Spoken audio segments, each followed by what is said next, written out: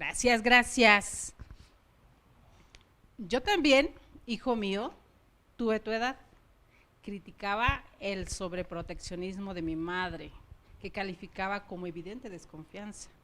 Fastidiaban sus peroratas sobre sucesos catastróficos que parecían provenientes de mentes retardadas. ¿Qué sabe de mis tiempos?, me decía. Ella vive en épocas pasadas, murmuraba. Por favor, déjame vivir mi vida. Bien o mal, tú ya forjaste una historia. Ahora corresponderá a mí equivocarme, le gritaba. Ay, cómo agradecería la ausencia de fe y de confianza. Yo también, hijo mío, cuando tuve tu edad, creía que la mitad de 2 más 2 eran 2, sin percatarme de las trampas del ser humano al que mañosamente le resultan 3. Hoy, queridos amigos, tenemos un día muy, muy especial por aquí celebrando a los niños en nuestro México, que ahora acostumbran a decir niños y niñas. Yo sigo diciendo genérico, niños, parejo, todos, y para hablando un poquito en martes de salud y justicia, hablar de salud mental, hablar del derecho a la felicidad de nuestros niños, creo que es un tema harto importante. ¿Y quién más que nuestra querida doctora Silvia Yasmín Zárate Chong, que saben ustedes la capacidad que tiene, catedrática de aquí del Instituto Nacional de Desarrollo Jurídico, que está hoy con nosotros y vamos a tener una charla muy amena, así que por favor, agarren cafecito, siéntense, pongan atención, creo que esto se va a poner muy bueno el día de hoy. Bienvenida una vez más gracias, a INADEG. Gracias. ¿Qué tal? De nuevo aquí. Más que leyes, educando la conciencia. Y este tema es justo para educar y reeducar la conciencia, no solamente de nosotros como adultos, que tenemos un niño interno, sino para todos nuestros niños, independientemente de que sean o no nuestros hijos. Tantos niños, un porcentaje tan amplio que hay de nuestros niños trabajan y demás, querida Yasmín, no todos pueden celebrar el Día del Niño como quisiéramos. A veces, quizá empezando un poquito por aquella situación de los derechos de los niños, empezando por ahí, para terminar, para irnos hacia lo amable, porque luego a veces empezamos amable y nos vamos a condicionar. No, empezamos por lo triste. Yo estaba recordando, y por aquí el Face me recordó que yo compartí precisamente hace un año. Su padre no la reconoció al nacer, incumplió con su obligación de mantenerla, y siendo mayor de edad, la joven solicitó una pensión alimenticia retroactiva. La corte la amparó.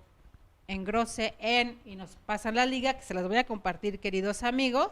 Derecho a recibir alimentos. Los hijos fuera del matrimonio tienen derecho a recibir alimentos de manera retroactiva desde su nacimiento. Amparo directo en revisión 5731, diagonal 2014, una resolución que da la Suprema Corte de Justicia de la Nación. El derecho de los niños a la felicidad, yo creo que también depende esta situación de violencia económica en contra de una madre y en contra de un hijo. ¿Cómo marca a un niño, doctora querida, tú que eres especialista en estos temas de acá de la mente también, cómo marca a un niño, a un adolescente y a uno de adulto, este niño interior que sigue sufriendo cuando tenemos violencia en ese aspecto desde casa? Lo marca de una forma tal que cuando ese niño y en sus distintas etapas de crecimiento y desarrollo humano no logra por sí mismo reconciliarse con ese pasado violento, agresivo, de ausencias, de desamparo, lo va arrastrando en su adultez.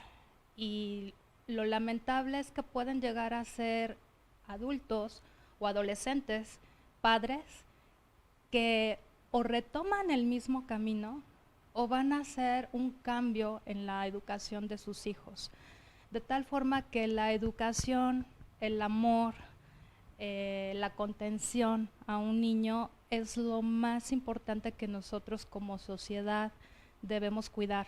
Muchas veces, y se ha repetido desde hace muchísimos años, acerca de que la célula más importante de todo esto es la familia. Así es. ¿Sí? Y dentro de la familia Los niños es lo más importante que se debe cuidar de una forma tal, amorosamente, en contención, para que puedan ser niños plenos y subsecuentemente adultos plenos. En ese aspecto, el interés superior de la niñez, del niño, no lo hemos escuchado y nos lo mencionan mucho. Al respecto, desde tu posición de académica, de experta en derecho, ¿qué tanto falta o qué tanto se ha legislado al respecto? ¿Nuestras leyes realmente protegen a nuestros niños como debieran, o como necesitan, o no como debieran, sino como necesitan? Pues tal vez de forma, pero de fondo seguimos siendo una sociedad con muchísimas carencias económicas, sobre todo en los poblados más alejados, en las familias rurales, niños que no tienen la posibilidad de ir a una escuela o que pueden ir a la escuela pero no tienen la contención y el apoyo de sus padres en los ejercicios que les puedan demandar en las escuelas, y realmente terminan creciendo, como diría un buen maestro mío, silvestres. Al garete. Sí, terminan creciendo de esa forma y no tienen interiorizado lo que es el amor propio y la dignidad, ¿no? Muchas veces cuando carecemos de sentirnos dignos, vamos a soportar que el otro nos maltrate.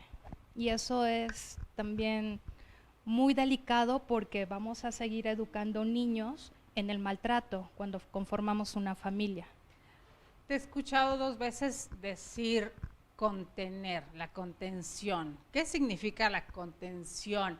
A veces yo creo que aquí nos brinca y me queda esta parte de lo permisivo. Sería lo opuesto a la permisividad que hemos estado mirando, que últimamente también se tiene con los niños, y que llega un momento que, como dicen en el pueblo coloquialmente, se le trepan a las barbas al padre y ya no tienen un control. ¿Es por ahí o estoy equivocada? No, la contención se refiere a esa red emocional, Okay. a esa precisamente contención, ese apoyo en todos los sentidos que le voy a ofrecer a un niño, ya sea como madre, como abuela, como hermana. Entonces, un niño necesita sentirse acogido, necesita sentirse amado, respaldado, sería también un sinónimo, ¿no? En mi casa me aman, me contienen, me sostienen, se enorgullecen de mis logros, soy importante, el sentirse importante. Es el aliciente más grande, ¿no? Para un niño. Es muy claro para todo esto que estamos hablando, que el niño se sienta importante, no que se sienta el dueño de la situación, de todo esto, que ya entonces se convertiría en otro tipo de circunstancia negativa, hablando psicológicamente, ¿no? Los tiranos, los niños tiranos. Que esa es otra cuestión, porque también pudiera haber una tipología en este aspecto de cómo el comportamiento de los niños, ya hablando en el aspecto de la psicología, de cómo también los niños van tomando la medida a los padres, incluso desde bebés, ¿no? Sí. Hemos visto algunas situaciones. ¿En qué influye el cambio, el cómo ha evolucionado y esta globalización que ahora nos presumen y nos traen en el comportamiento humano? Hablando de aquí de México, en la forma de tratar y de educar o de llevar, encaminar a nuestros hijos. Pues sobre todo en la Ciudad de México, que es donde yo lo he notado más, es esa ausencia de límites. Y los límites son todo. La permisividad. Sí. Exactamente. En todo tipo de relaciones los límites son importantes. Si yo a un niño le voy a dar todo lo que quiera, al final del día el niño es quien está controlando a la mamá, al papá o a quien lo esté cuidando. De tal forma que se llegan a convertir en los niños tiranos, los niños que manipulan, los niños quienes sus madres o sus padres les dan todo cuanto quieren y no saben entonces de qué forma se ganan las cosas. Lo que cuesta. Sí. Y cooperar, ¿no? El sentido de la cooperación, no es todo lo merezco. Y la mayoría de algunas familias donde no tienen la oportunidad de estar los padres presentes, lo que hacen es, en lugar de darte el tiempo, y como posiblemente no sé cómo dedicarte mi tiempo, mi amor, lo que hago es comprar cosas. Y los niños se van acostumbrando a que van a recibir siempre lo que ellos quieran, y pueden manipular a los padres porque no están, o bien cuando se tiene un divorcio, que es cuando mayor manipulación pueden ejercer con los padres, si es que los padres no se ponen de acuerdo en cuanto a la crianza. Es que ahí nos lleva, ya hablando en ese tema, nos lleva así como para un programa específico, ¿no? Tanto de los niños como la alienación parental, que es otra cuestión, queridos amigos. Ya hablando de salud mental, créanme que vamos a comprometer a la doctora para que venga y hablemos sobre esa situación, porque eso es otro punto muy, muy importante. Pero por el otro lado nos decía, a ver, por eso preguntaba, la época nos ha llevado en la República, aquí en México, en el país, según las estadísticas, los hogares monoparentales, donde las madres de familia somos las que en una gran mayoría ha ido creciendo, mantener un hogar, mantener a hijos, y por ende, si tienes que trabajar, ya no tienes todo el tiempo del mundo para dedicarle exclusivamente a tu hijo. ¿Hasta dónde también influye en la psique esta culpabilidad por no poder estar allá y querer desarrollarme profesionalmente, o la necesidad de tener que trabajar para mantenerlo? ¿Cómo se confronta todo eso? Pues ahora sí que dependiendo del tipo de mujeres, pero sobre todo si yo sé que el poco tiempo que tengo lo dedico en calidad, lo dedico en amor, lo dedico realmente al 100% para estar con mi bebé, con mi niño, con mi niña, me intereso por sus cosas, me intereso por saber cómo está su vida, cómo se siente, le hago sentir que es amado, que puede confiar en mí, entonces no debería yo sentir ningún tipo de culpa. Explicarle, hay determinadas edades donde un niño entiende perfectamente que su mamá, su papá o ambos deben salir a trabajar, porque el estar en una escuela, el tener los libros bonitos, los colores, la mochila que tú quieres, pues se tiene que comprar, y para comprar necesito trabajar, y si yo me quedo aquí en la casa todo el día, probablemente no vas a tener todo lo que a ti te gusta. Entonces, manejárselo al niño de una forma tal que entienda, que comprenda que no es un alejamiento por abandono, que no es por desamor, que no es por desatención, al contrario, es para que esté lo mejor posible, para darle toda una riqueza intelectual, amorosa, en todos los sentidos. Un ser humano a esta edad percibe, se percata de los sentimientos de otro ser humano, aun cuando sea mucho más adulto, de saber si realmente este sentimiento, que los niños en los pueblos, y yo de repente hablo coloquialmente, pues son forma de hablar en los pueblos, los niños son como animalitos, ellos saben si los quieres, ellos sienten si lo quieres o no lo quieres. Yo creo que también nosotros, nosotros también somos animalitos, y de verdad sentimos cuando nos quieren o no nos quieren. A veces nos aferramos a algo, eso ya es otra cuestión, pero sí percibes ese sentimiento auténtico, ¿no? Sí. Tanto de protección como de cariño, como la necesidad de afecto, de un abrazo, y de ser familia muégano, y de aprovechar, como lo dices. Si nada más tengo una hora para verlo antes de que se duerma, pues aprovecho esa hora al máximo, ¿no? Pero ¿qué está sucediendo? Ha variado la forma de cómo ha evolucionado también la forma de los niños, de los sentimientos, de las necesidades. Pues ha variado también la forma de educarles, ¿no? Yo recuerdo que, al menos a mí, primero me educó mi bisabuela paterna y después mi abuela paterna. Pero había muchos niños que eran educados en guarderías. Actualmente las guarderías tienen unos programas de desarrollo humano del niño fabulosos.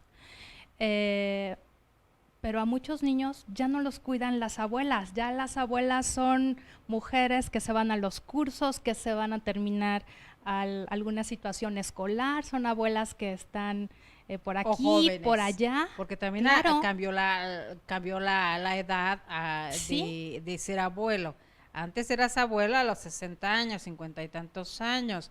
Ahora Sí. vemos abuelas de 30 y tantos años. Hay una Sí, diferencia sí, la vez enorme. que yo supe que una amiga ya era abuela, yo así como que, oh cielos, ¿qué ha pasado en mi vida? ¿Y dónde me perdí? Sí, sí, entonces los distintos tipos de educación, los distintos tipos de que yo como madre permita el que mi suegra o que mi mamá le dé una educación determinada y que pueda estar yo o no de acuerdo, eso también luego resulta un conflicto, ¿no? Cuando yo quiero ser probablemente, y que ha sido el caso, ser más permisiva o darle a los niños, O más que es restrictiva. también algo que he escuchado mucho, Ajá. es que le quiero dar a mi hijo todo lo que yo no tuve, le quiero dar a mi hijo todos los juguetes que yo pedía en Día de Reyes Ajá. y no me los llevaban los reyes. Y entonces ahora se vuelve una búsqueda por el juguete específico y se dejan de lado estas otras cuestiones que tienen que ver con la educación. Esta educación que venía de un matriarcado, en valores, en la cultura del esfuerzo, etcétera. Pero aquí también sería el reflejarse en el hijo, el proyectar mis deseos reprimidos o mis deseos contenidos o lo que no, o mis carencias emocionales o físicas que tuve en mi niñez, reflejarlas en el hijo y entonces le cumplo los caprichos al hijo de los que yo tenía. Pero Sí. entonces, ¿no le estoy robando la individualidad a este pequeño al hacer esto? Porque le estoy comprando lo que yo quería, Sí. lo que a mí me hacía falta. ¿Hasta dónde también en un ser humano tendemos mucho a que no queremos que se frustren?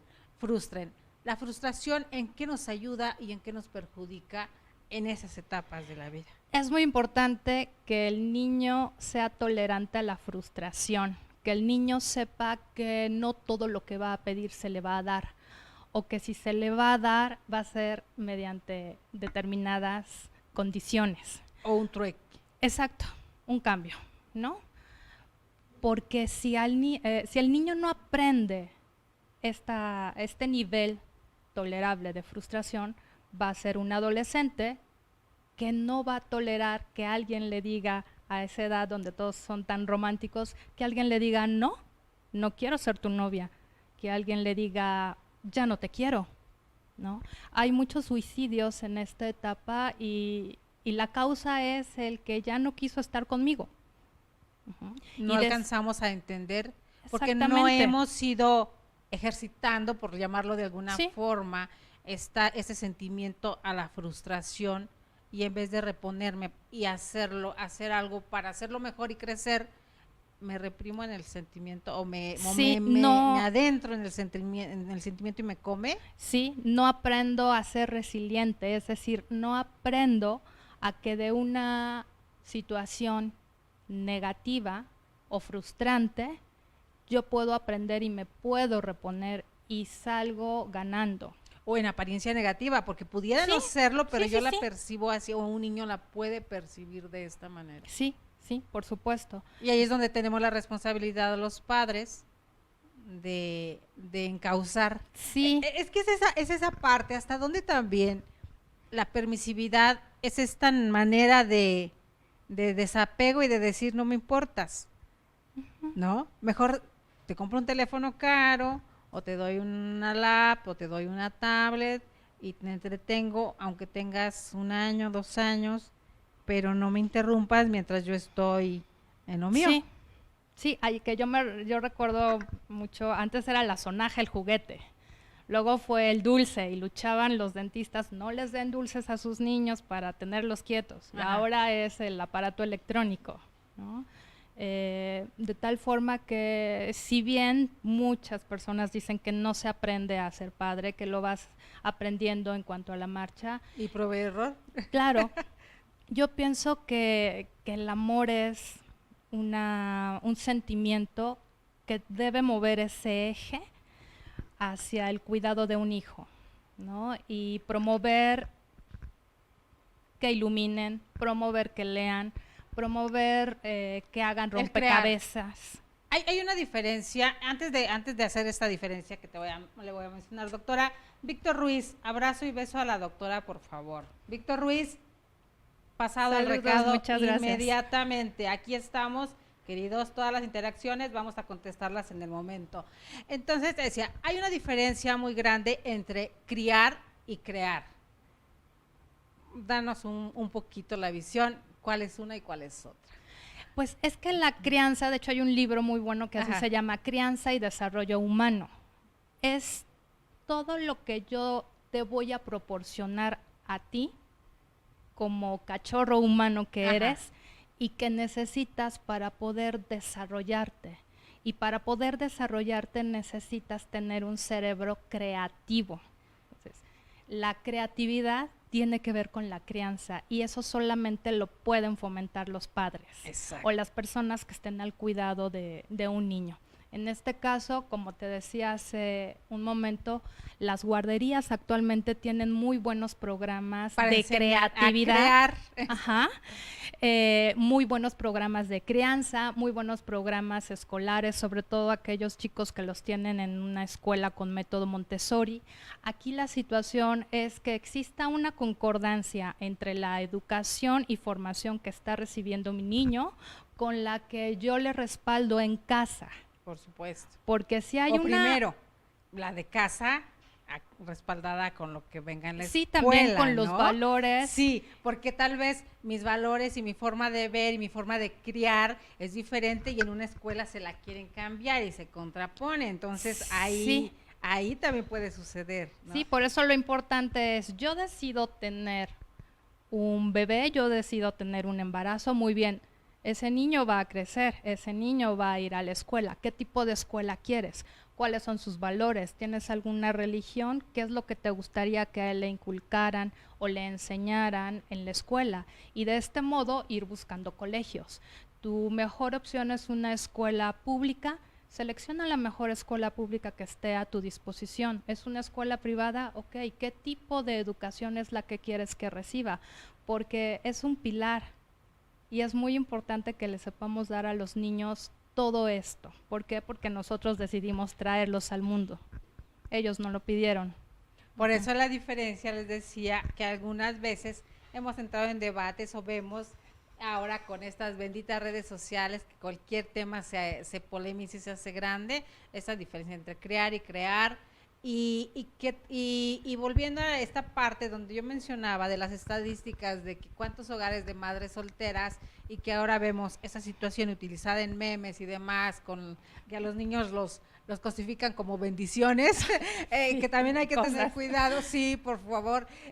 Está la otra parte, una diferencia enorme, hablábamos de ciudades, pero también vámonos a provincia. Está esa situación que sigue y que creo que por mucho tiempo va a prevalecer, donde madres jóvenes dejan a sus hijos con la abuelita y se vienen a la ciudad, ya sea aquí a la capital del país o a la capital de cualquiera de los estados, o a buscar incluso al pueblo siguiente, a buscar un poco más para poder mantener estos hijos. Y entonces la crianza se la dejan a los abuelos. Sí. Y los abuelos, aparte de que les toca asumir responsabilidades que no les corresponderían, tienen que hacerla y por ende se entiende, es lógica simple, que el apego pues con los padres, con la madre en este caso, pues no hay tanto como debiera. Sí, se desvincula. Sí, aparte de la desvinculación, está la situación de esperar a que venga mi mamá para ver qué me trae, no tanto porque tengo la necesidad de sentirla o verla. Hay que, ¿cómo también, cómo influye?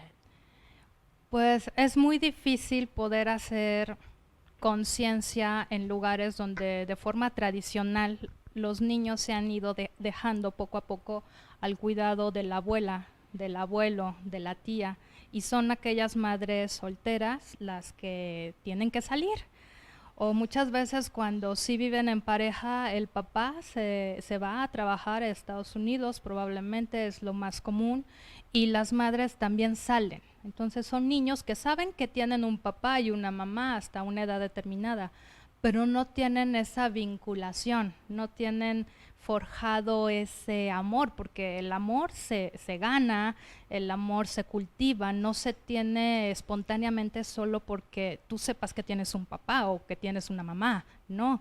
Entonces, quien va a cumplir este rol de padre, esta imagen de padre o de madre, va a ser muchas veces la abuela, va a ser la bisabuela, va a ser la tía, y con ella es que el niño se va a vincular. Y es difícil quitar toda esta tradición porque de otra forma los jóvenes padres no tienen acceso muchas veces a una seguridad social, y la seguridad social es la que me va a posibilitar el que mis niños entren a un programa de guarderías.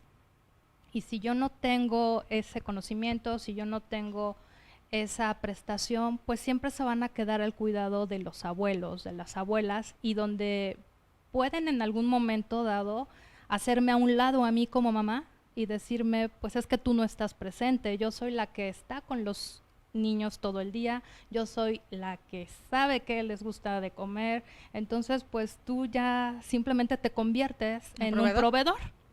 A eso pasas. Y si aunamos a que te vas cuando los niños están dormidos, y si llegas, están dormidos, entonces son los clásicos padres de domingo, ¿no? Los padres ausentes. Ajá, y donde lo único que van a recibir algunos niños, no todos, es el ir al parque de diversiones, ir a que te compren cosas, y ese es el papá o esa es la figura que se va tornando el niño o la niña de papá o de mamá, aquel que me compra cosas, que no está toda la semana, pero espero el domingo y está presente. Entonces es muy difícil quitar esta tradición familiar que se da en nuestra cultura, donde pues nos educa la abuela, nos educa la bisabuela, y en ocasiones hay muy buena presencia materna o paterna, pero la mayoría de las veces no. Y en la mayoría de las veces la situación de la violencia económica, que esa es otra cuestión, sí. y que con eso estábamos abriendo el programa, porque qué tanto se desgrana en la vida de un ser humano cuando tienes carencias no solamente de tipo emocional, sino también de tipo económico, y a edad muy temprana te obligan a madurar para trabajar. Sí. Y a veces no solamente para ayudarte a mantenerte a ti mismo, sino para mantener a los hermanos sí. y niños que siguen y siguen creciendo la familia, ¿no? Sí. Entonces, ¿qué pasa en el cerebro de un niño, en la mente, en su corazón, diríamos, sí. si nos ponemos cursis, con una situación como esta? Muchas veces se siente no querido. ¿Y por qué? Probablemente en la escuela me dejen llevar un tipo de material y yo no lo llevo. ¿Por qué? Porque no tiene dinero mi mamá. Hace poco le preguntaba yo a un niño que debería estar en el jardín de niños. Le decía, oye, ¿por qué no vas a la escuela? Y su respuesta fue, porque mi mamá no tuvo dinero para pagar el desayuno. Y entonces le preguntó al niño, si no pagas si tu mamá no pagaba este dinero, ¿no podías estar en la escuela? Me dice, no podía. Y entonces es un niño que en una edad de preescolar está en su casa, no muy bien atendido, y que va a pasar sin esa instrucción tan importante a la primaria. Y no solamente con eso, yo creo que si nos vamos al fondo, también desde una edad muy pequeña, hablando de, no sé, 4 o 5 años, supongo 4 años, supongo por la edad, porque el obligatorio es el último año para entrar a la primaria. Entonces me imagino que 4 años o menos. Es increíble que a la edad de 3 o 4 años se les inocule un sentimiento ya de rencor, porque otro niño sí puede, ¿por qué mi hermano sí fue? ¿O por qué mi hermano sí tiene? ¿Por qué yo no? ¿Cómo influye un sentimiento de esta naturaleza a una edad tan temprana? Ahora sí que depende mucho del tipo de educación que me estén dando en mi familia, porque probablemente tenga una abuela, una madre o alguien que me diga, mira, yo te compro estos colores porque son los que puedo comprarte. No me alcanza para esta marca, pero no te vas a quedar sin tu material. Uh-huh. O bien, no se le explica nada al niño. El niño siempre va a ir creciendo con ese sentimiento de que siempre le faltó algo o tuvo lo menos o no tuvo en la cantidad suficiente o en las marcas que tenían sus compañeros. Y entonces viene el resentimiento social.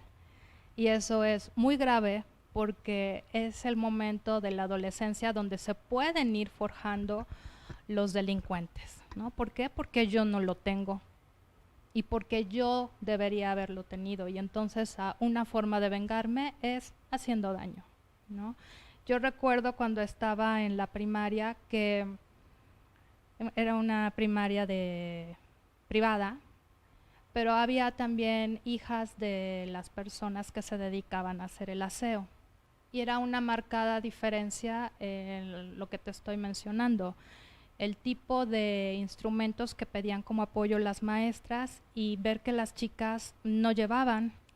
Y en una edad tan frágil en la que puedes recibir burlas de tus demás compañeros, de que te sientes juzgado por claro, la mínima cuestión. De que, cielos, ya vieron, no trae los lápices, o trae lápices mordidos, o los cuadernos, que era cuando inicias, ¿no? Forrados, bonitos, de colores, era algo que ellas no podían por la forma en la que sus madres tenían que trabajar y que probablemente no había quien les cuidara. Entonces, es muy importante trabajar todo, porque los niños son esponjas, sienten muchísimo. Y todo eso que van sintiendo es algo que se puede ir quedando en ellos como un sustrato que a futuro les va a servir, o bien que les va a llevar a sentirse mal y a tener este resentimiento. Y que deriva después en ese resentimiento social que vemos por ahí ahora en estas situaciones donde hay linchamientos de jóvenes y demás, ¿no? Hasta donde también claro, influye ese niño interior tan lastimado que traemos todos. Sí. Porque en gran parte, queridos amigos, el hablar del derecho a la felicidad y hablar de nuestros niños, no solamente son los niños que tenemos en casa, como decía la doctora Yasmín, los niños que están en calle, en situación de calle, o que andan vendiendo, o que ayudan a sus padres y demás, sino también esos niños interiores que todavía siguen sufriendo y que sí, a los psicólogos, los expertos nos dicen que son los que definen estos adultos que pretendemos ser. En esta búsqueda de derecho a la felicidad de nuestros hijos, yo le preguntaba al respecto qué tanto hay de acuerdo a la legislación, porque relativamente tiene 20 años que se está hablando de derechos de niños en el mundo.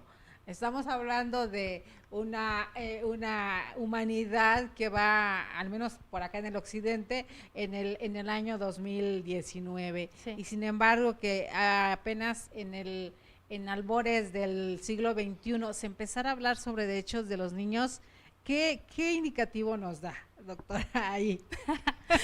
Pues a mí me parece que es algo totalmente político, ¿no? Es para decir que se está hablando, que se está haciendo algo, pero cuando volteamos a lugares donde, aquí mismo del país, ¿no? Oaxaca, Guerrero, Chiapas, igualmente aquí en la ciudad, hijos de personas que vienen de comunidades en donde a cada semáforo, dependiendo por el lugar que vaya circulando, te vas a encontrar entre niños, adolescentes y adultos pidiendo dinero, haciendo algún malabar para obtener dinero.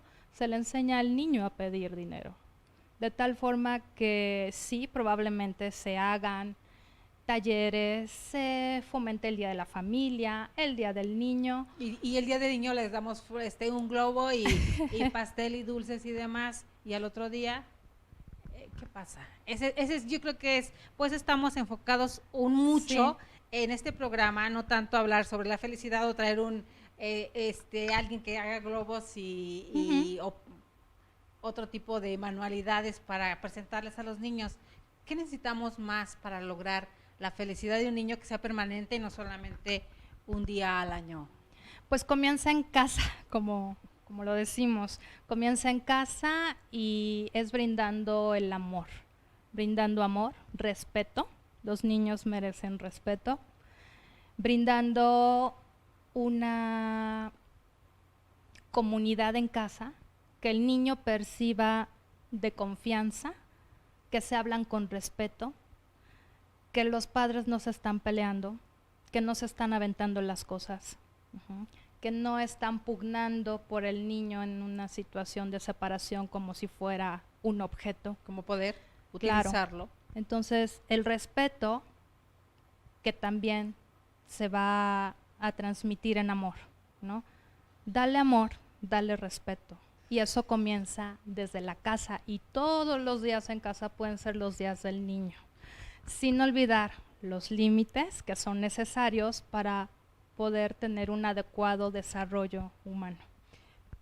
El utilizar un infante como instrumento de poder, aquí cuando hablamos de derecho y que estamos en el Instituto Nacional de Desarrollo Jurídico, queridos amigos, no solamente el derecho familiar va enfocado hacia allá, se utiliza muchas veces al infante como instrumento de poder. ¿Qué hay al respecto? ¿Nos puede mencionar algún ejemplo, algo sobre qué se pudiera hacer, qué pudiéramos hacer, el grueso de la población en ese sentido? Volvemos al eslogan que es conciencia. Si yo soy una madre que puedo tener todos los títulos del mundo, pero soy una mujer inconsciente, soy una mujer que no se ha educado en emociones, en sentimientos, sino que lo único que tengo son cuestiones negativas de te quiero ganar, quiero ser más que tú, me quiero sentir poderosa, no me va a interesar para nada el niño, aunque sea mi hijo, porque lo único que quiero es vencerte. Entonces, difícilmente estas mujeres van a tomar conciencia en estos periodos críticos, que es cuando están utilizando a su hijo como presa. Realmente, vuelvo a lo mismo, va de atrás hacia atrás. Si yo he escuchado siempre a mujeres que les dicen a otras mujeres, quítale todo, ¿no? Sángralo. Dale con el niño, con los hijos, no dejes que lo vean. Mételos a la escuela más cara. Dile que necesitan determinado tipo de útiles escolares, lo más caro.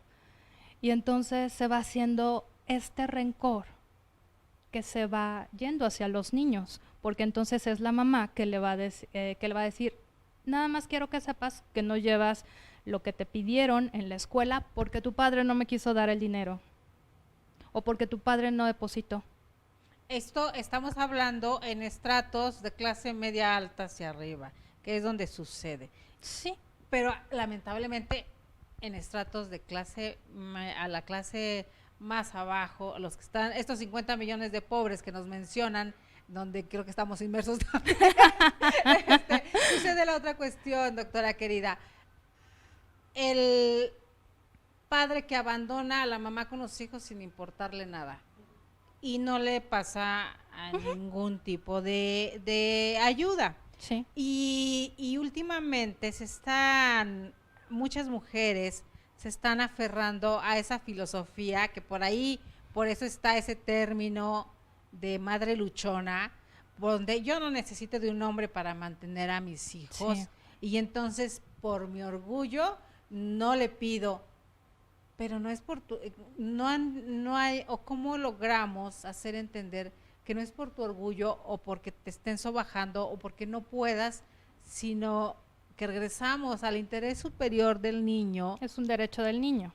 Que es un derecho que la madre, es obligación en este caso de la madre exigir la pensión alimenticia al padre del hijo, independientemente de hubieran sido casados o no, porque Sí. ya nos está diciendo en el 2014 la Suprema Corte que aún siendo hijos de una relación que no esté de alguna forma Legalizado. legalizada, tienen todo el derecho, incluso, lo siento mucho por lo que están escuchando, recuerden que la adolescencia llega hasta los 24 años, es una hora, y que aún siendo adultos pueden demandar una pensión retroactiva al padre o a la madre, porque se da en ambos casos. Sí.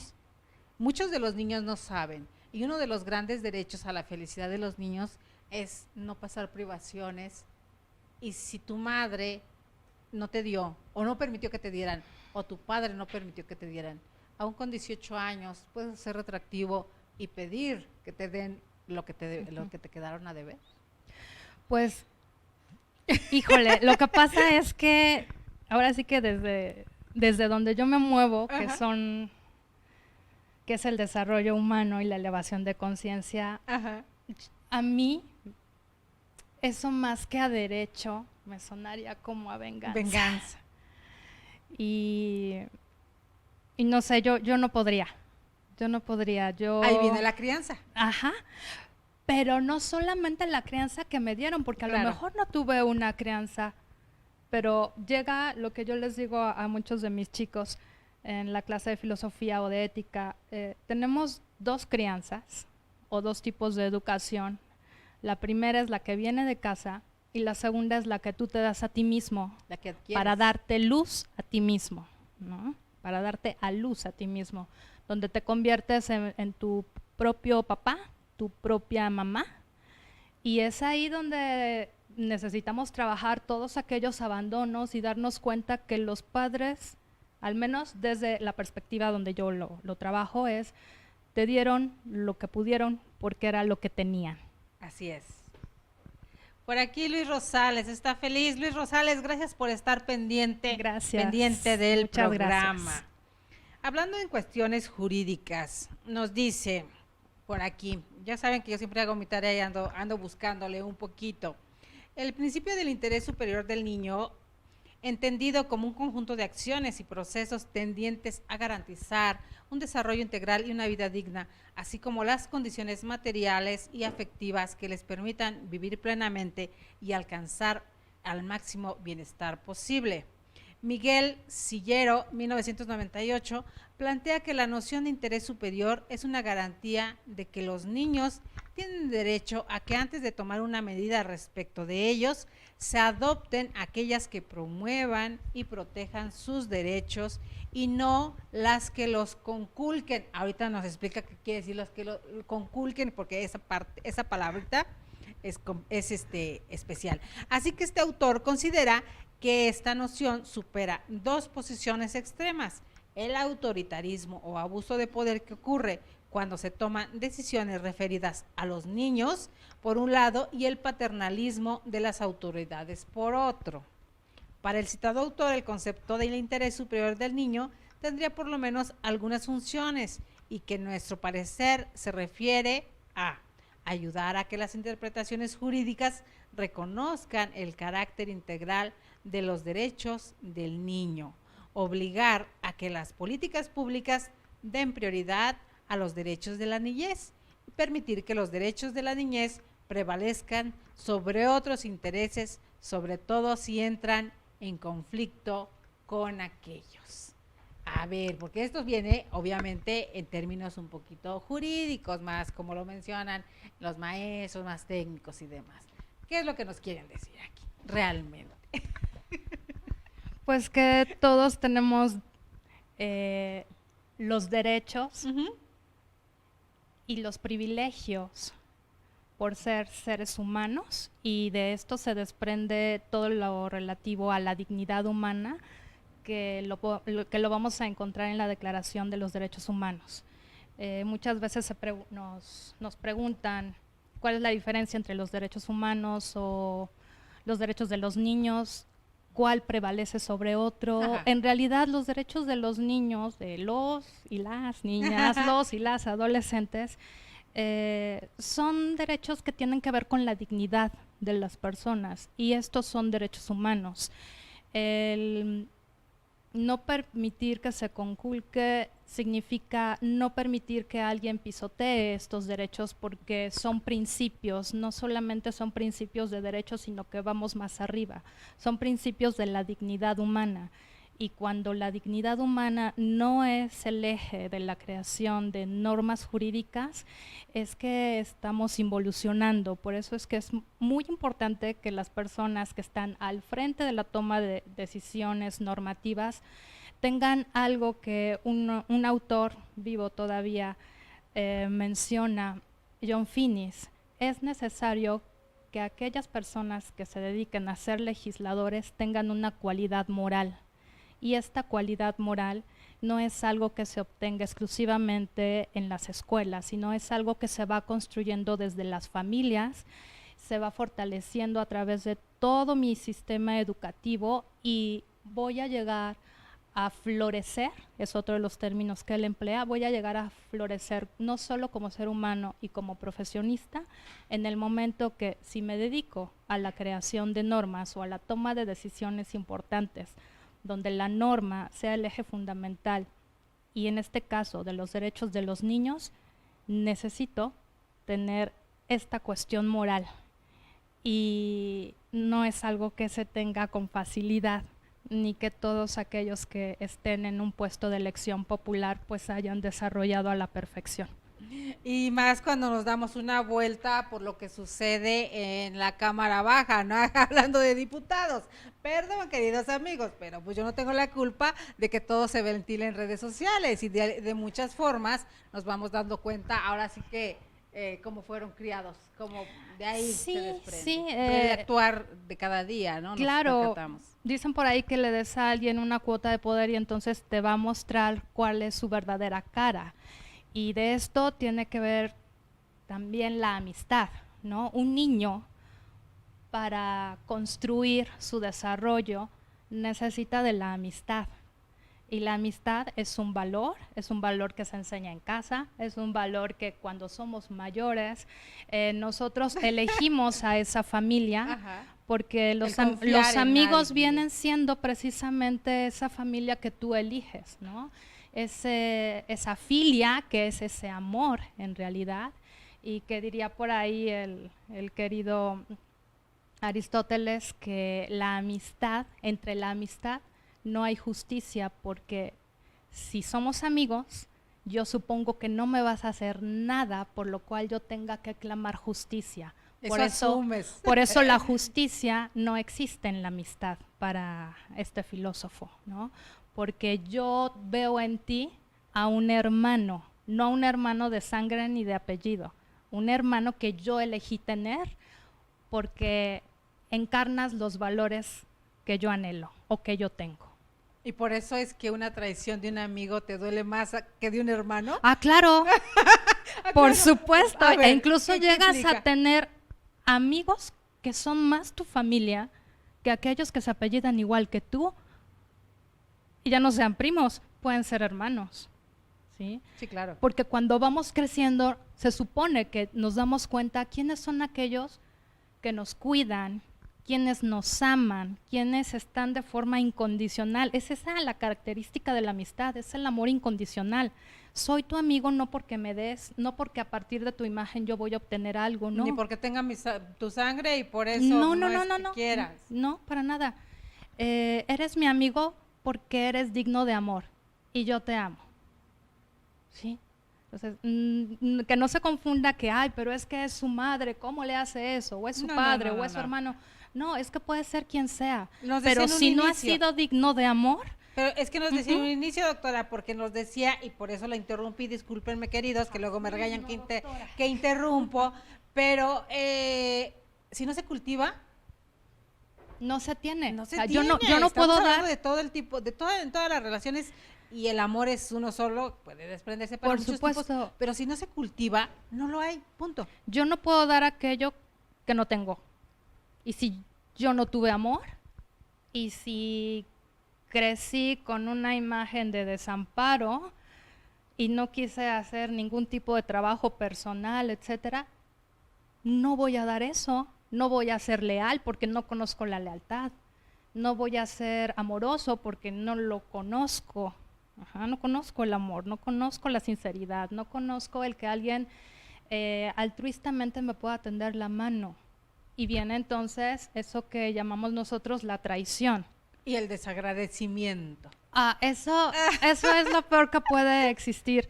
O lo mejor, el ser agradecido en la vida pudiera ser lo mejor. Sí, yo siempre he dicho que es de dignos agradecer. El que tú agradezcas te coloca en una situación de humildad porque estás apreciando aquello que otro te da sinceramente, sin ninguna obligación.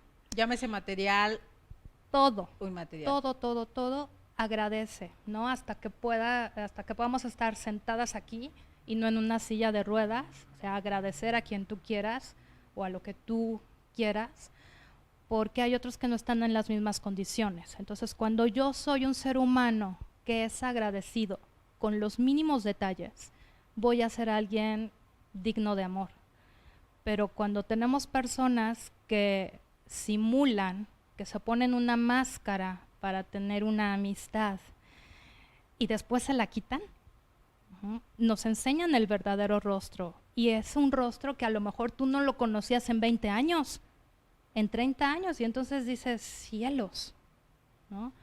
Pero al mismo tiempo se agradece que se haya quitado la máscara, revelado el rostro para saber con quién sigo caminando y a quién voy dejando en el camino, aunque me duela. Y eso es algo que también se tendrá que trabajar, ¿no?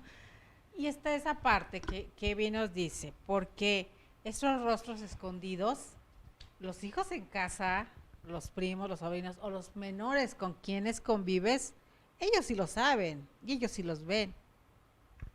Y ellos son los que pudiera pasar muchas veces que una madre que aparenta ser muy dulce o incluso sobreprotectora con el hijo, atrás de puerta, allá en las cuatro paredes de su habitación, de su casa, lo trata de manera infame, sí, o lo maltrata psicológicamente, o hay esta situación que lo que decía, venimos acarreando nosotros desde pequeños y la proyectamos en nuestros hijos. Sí. Se dan muchos casos. Por supuesto, y son aquellas relaciones que los psicólogos denominan de amor-odio, ¿no? Porque se da un maltrato, me acostumbro a que así es la forma en la que me tratan y yo siento que así es como se va a continuar la vida. Entonces llego a un momento de adolescencia, de adultez y nos seguimos maltratando en la familia porque eso es lo que vimos, esa es la dinámica de comunicación que aprendimos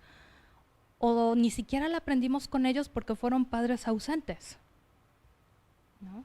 Y de repente nos dicen, es tu papá, es tu mamá, y sabes que tienes un papá y una mamá, pero no hay algo que te ligue, no hay ese amor que te ligue. Y probablemente cuando han estado esos padres ha sido para violentar a los chicos, ¿no? Sobre todo también se da mucho el caso de las parejas que cada uno tienen hijos que llegan a vivir juntos y que viene esta discriminación por un padre tuyos, o por el otro, de los tuyos, de los míos. Y luego si tienen los nuestros, o sea, sí, esa parte. Es algo que en verdad, amigos, hay que trabajarla mucho. O sea, hay que invertir en nuestra salud emocional, así como invertimos en el seguro del auto, en el seguro en las vacaciones, que sea, digo, en las vacaciones y demás, ¿no? Para ir a despejarme y relajarme. ¿Hasta dónde interesaría más ver? Hay que invertir. Y bueno, yo soy de las personas que si traigo a un niño al mundo, quiero traerlo con la mejor y con la mayor elevación de conciencia, porque es mi responsabilidad. Entonces, ¿qué ser humano estoy criando y creando? Exactamente, ¿qué tipo de sustrato le voy a dar a una flor, a una planta? Entonces, ¿qué tipo de sostén amoroso y de calidad le voy a dar a este chico para dejar un buen ser humano al mundo cuando yo ya no esté? ¿No? Que mucho se habla de siembra un árbol, haz un libro y qué sé yo, Pero pues no es solamente tener al chamaco y ya. Describir a una Claro. cualquier tarugada, ¿no? No, es que tenga sustancia y Claro. contenido. Es amarlo incondicionalmente y no confundir el amor incondicional con el malcriado, ¿no? La permisividad. Está esa situación donde nos dicen, todo es con ejemplos. Nosotros nos dejamos llevar por los Sí. ejemplos. Y entonces de repente encontramos esa parte donde nos llegan a decir, yo que soy de allá de Querétaro, te llegan a decir mucho además, porque no acostumbras a hablar con palabras altisonantes. En casa no espérate porque está mi hijo, no, aquí no se fuma porque aquí está mi hijo, o ese tipo de cosas, y que a algunos les molesta, ay, pero, o sea, ¿por qué si en otros lados sí? ¿Hasta dónde los ejemplos que influimos en nuestros hijos, o que ven nuestros hijos, influyen tanto en su vida? Y porque últimamente pareciera que todo queremos que lo arreglen psicólogos, y para todo quieren mandar al hijo al psicólogo, y más fácil que arregle el problema que yo estoy creando en mi casa, y hasta donde asumo mi responsabilidad como padre en la conducta o en el desvío emocional que tiene mi hijo, y quiero que lo arregle un psicólogo, pero yo no cambio mi conducta y mi conducta es la que está perjudicando al hijo. Claro. ¿Qué podemos hacer ahí? Pues tener amigos, tener buenos amigos, tener buenas amigas, tener familiares alrededor de nosotros que estén observando lo que yo no estoy observando y que me digan de alguna manera. Para tener una retroalimentación. Sí, porque si yo no me doy cuenta, necesito a un observador que me diga, oye, cuidado con esto. Uy, pero si luego me dicen, sí, por eso te dije así de cielos, ¿no? La crítica, no cualquiera la acepta tan fácil. No, por supuesto que no. ¿Por qué somos tan reacios a aceptar una crítica, aun cuando, más hablando de amistades y hablando de círculos cercanos, sentimos que están criticando nuestro actuar, que están minimizando nuestra forma de hacer las cosas? ¿Por qué somos tan reacios a aceptar una crítica y no la analizamos? Tal vez por la forma en la que viene, ¿no? ¿Tiene mucho que ver? Tiene mucho que ver el tono, tiene que mucho que ver la comunicación, esa forma en la que te quiero decir algo de una forma tan amorosa que no la sientas no te quiero lastimar. Estoy lastimando, que te voy a lastimar. No es en un mal sentido, al contrario, y hablarlo. O sea, la comunicación es la base de todo, la forma en cómo te diriges al otro. Si estamos viéndonos directamente, la forma en la que te veo, mi lenguaje no verbal, el tono. Si es por escrito, digo, muchas veces... la síntesis, la redacción no se nos da tanto como para plasmar nuestro verdadero sentimiento. Sí, por supuesto. ¿No? Pero muchas veces o sea, los profesores que hemos dado educación a distancia nos muestran, nos orientan cuál es la mejor forma para conducirse a nivel de un mensaje con nuestro receptor, de tal forma que no lo malentienda, de tal forma que no se sienta agredido. No lo tergiverse. Claro, entonces, cuando yo no manejo las cosas viendo a los ojos al otro, es que deberíamos tener un poco más de cuidado, porque tal vez si yo no tengo una mala intención, pero no tengo una buena redacción y empleo mayúsculas o empleo comillas, realmente estás agrediendo y probablemente no quieras hacerlo, pero así es como te estoy leyendo. Claro. ¿No? Entonces, ahora en este mundo interactivo de la internet, que todo lo queremos escribir, olvídense de las faltas ortográficas, esa situación que nos habla perfectamente, las comillas o las mayúsculas que en internet significan gritos, escribir con mayúsculas. Para quien no lo sabe, nunca es tarde para aprender. El tener la precaución de hacer y las comillas, entre comillas, las cosas importantes, lo que quieres resaltar o subrayar, ¿no? Sí, de hecho, entre comillas va todo aquello que no estoy diciendo yo, va aquello que está diciendo alguien más y que yo lo tomo para citarlo, ¿no? Entonces, si yo quiero emitir una crítica, si yo quiero, y a lo mejor la palabra no es la adecuada, aconsejar, dar una orientación, vamos a hacerlo lo más que podamos, lo más que se den las circunstancias, viendo a los ojos a la persona, porque también esta es la base de la comunicación. Así es. La comunicación afectiva en parejas también es lo mejor, ¿no? Sabes, cielo, querido, viendo a los ojos, a mí me parece, teniendo esta forma de comunicación asertiva, ¿no? A mí me parece que esto que mencionaste es algo que sobrepasa los límites que teníamos establecidos tú y yo de respeto. Pero eso me sonó a que tienes que escribirlo para decírselo, porque en una situación donde está implícitos sentimientos, y no me estoy hablando de situación amorosa, sino sentimientos de enojo, de frustración, de dolor, de cualquiera, es muy difícil encontrar o buscar, darle el tiempo para buscar las palabras adecuadas, tratando de no lastimar al otro. Y obviamente en estas confrontaciones o enfrentamientos es cuando suceden esas situaciones. ¿Por qué? Porque a lo mejor la persona no se da cuenta, pero su naturaleza es ser agresiva. A lo mejor esa persona no se da cuenta, pero su verdadero ser lleva mucho resentimiento y lleva mucha imposición a la hora en la que dice las palabras, ¿no? Y en el actuar, en las formas. Sí, por supuesto, sí, en las formas está en todo.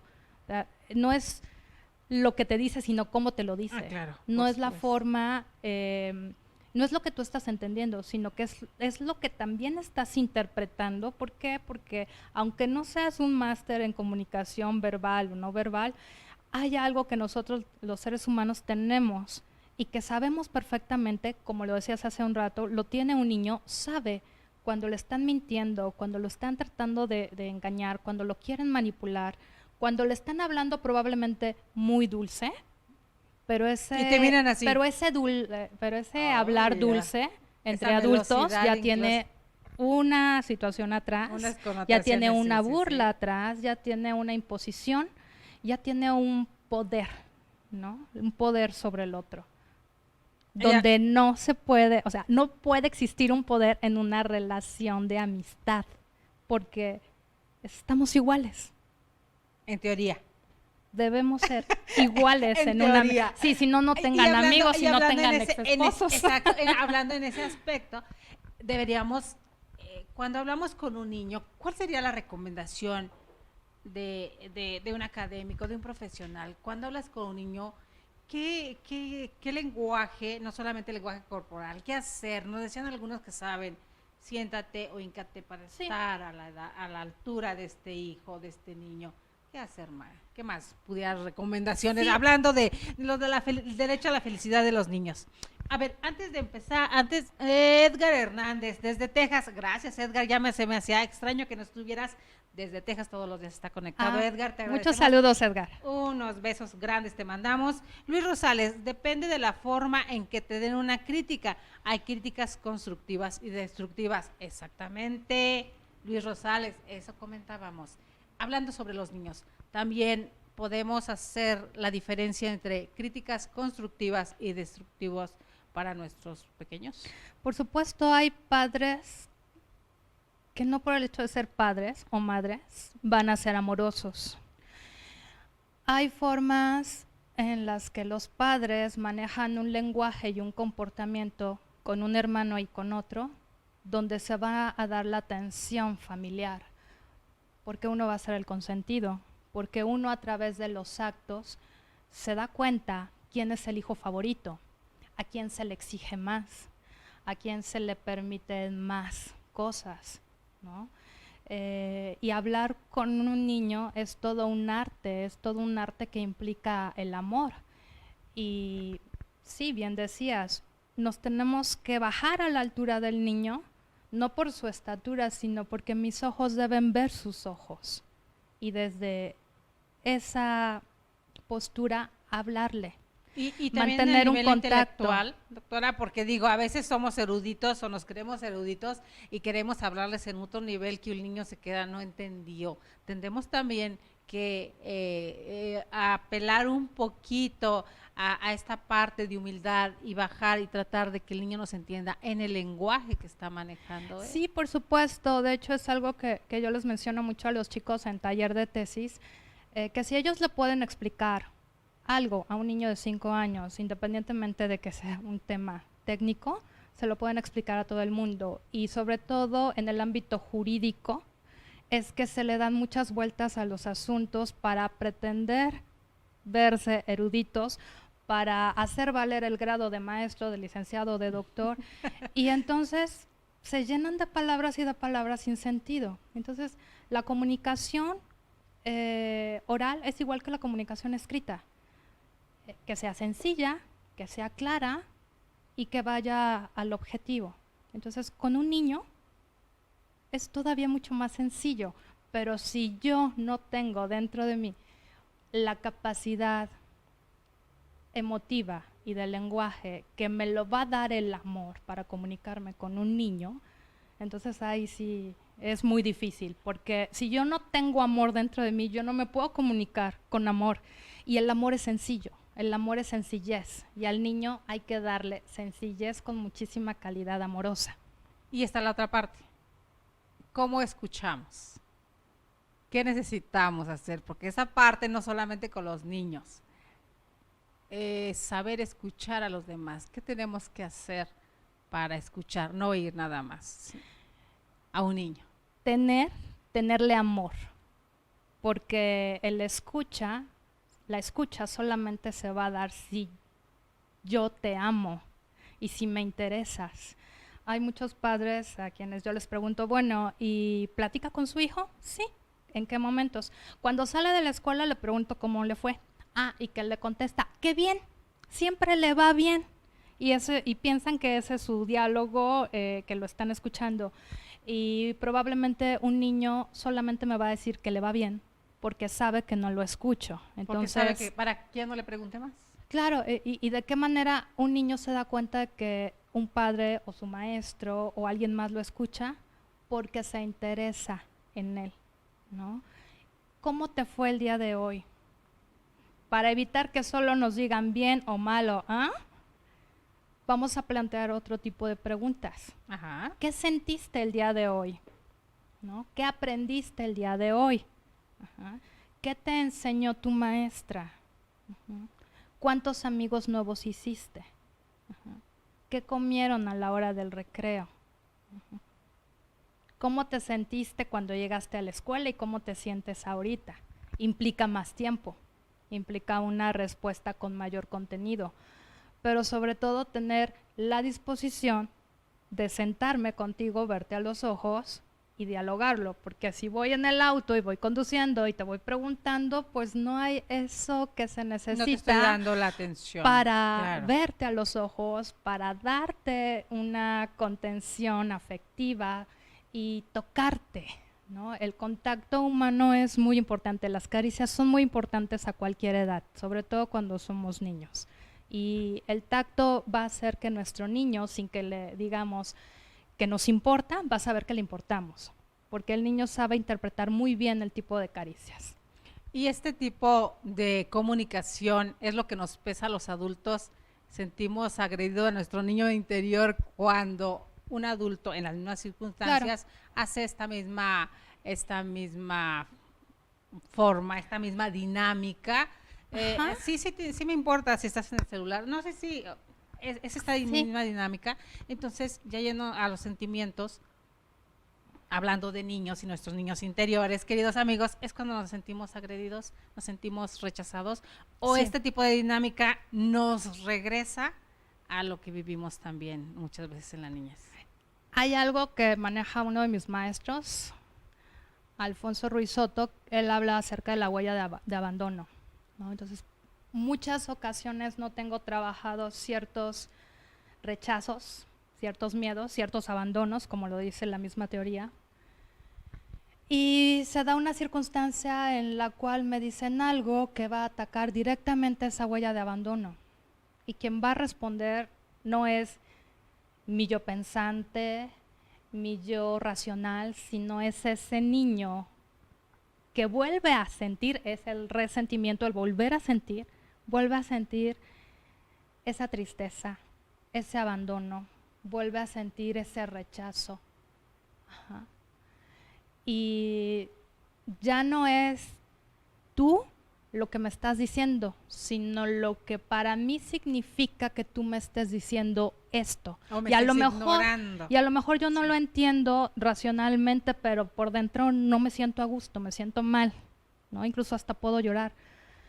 Pero no es tu yo racional, sino es tu niño dañado que necesita sanar porque todavía se siente desprotegido, ¿no? Todavía se siente abandonado y muchas veces eso es lo que nos sale y que probablemente nos podamos hasta enojar con nosotros mismos, ¿no? ¿Cómo? Si yo sé que no me debo enojar o que no debo hacer esto, me enojo más conmigo porque lo permití. El título de doctorado que tengo no me permite esto. Sí, por supuesto. Así es. Sí, y no, hay que darse permiso también de fallar, hay que darse permiso de darse cuenta que a quien nos están dañando fue a ese niño, a esa niña interna, y que pues debemos trabajar en esas emociones y en esos sentimientos para que no nos hagan daño, porque también como adultos nos pueden hacer daño. Nos pueden hacer, y mucho, doctora. Pues por ahí yo en la información que estaba buscando, veía sobre las diferencias presentes en la Ley para la Protección de los Derechos de los Niños, Niñas y Adolescentes frente a la Convención de Derechos de los Niños, en el cual nos dicen que omiten derechos y disposiciones establecidas en la Convención. Hablando de nuestra legislatura, queridos amigos, pues reduce los mecanismos de exigibilidad y las obligaciones que involucran gasto público. Por ejemplo, nos dice el derecho a la salud, pero no a los servicios de salud. El niño tiene derecho a la salud, sí, pero realmente un niño, si sus padres no son derechohabientes, Sí. no pueden acceder al IMSS, por llamarlo, por O decir a uno. la vivienda digna y decorosa. Exacto, nos hablan también, no contemplan mecanismos básicos para hacerla cumplir sobre estas leyes. Luego dice, no contempla la situación de los adolescentes en conflicto con la ley. Exacto. Ajá. Nos dice, no obliga a los estados a armonizar sus leyes frente a la Convención y al artículo 4 constitucional. También nos dice, no contempla disposiciones para garantizar que la participación infantil tenga peso en las decisiones que les afectan. Tomar en cuenta la opinión de los niños, pues nada más los llevan como de, perdón mi barbarismo, pero de adorno a diferentes lados el día de hoy. Sí, o también hacen las llamadas elecciones de los niños, Exacto. las niñas, los y las adolescentes. Sí, pero Ajá. realmente se toman en cuenta. No, son cuestiones políticas. Son adornos políticos. Mantiene el privilegio de otros sectores por encima de los derechos de los niños, lo que hablábamos, la legislación tan simple, vemos lo que legislan y en favor de quién y de quiénes. No contempla las disposiciones para generar indicadores que muestren el impacto de las políticas públicas en la infancia y el gasto público dirigido a proteger sus derechos. Claro, es que si no hay un bienestar social en general, no me va a para redundar, todos, no voy a invertir en los niños. En todos mis gobernados, pues no me va a llegar a los niños.